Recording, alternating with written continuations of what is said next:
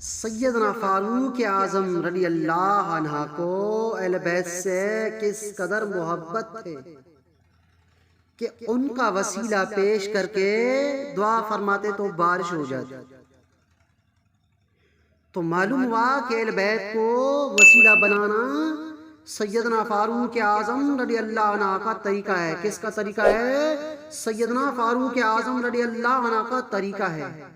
اور حضور علیہ السلام کا ارشاد گرامی ہے کہ میرے اور میرے خلفاء کے طریقے کی تابعداری کرو، کیونکہ جو لوگ وسیلہ بناتے ہیں وہ خلفائے راشدین و خلفائے کی سنت اپناتے ہیں، اور جو لوگ منکر ہیں وہ خلفائے راشدین کے طریقے سے دور ہیں۔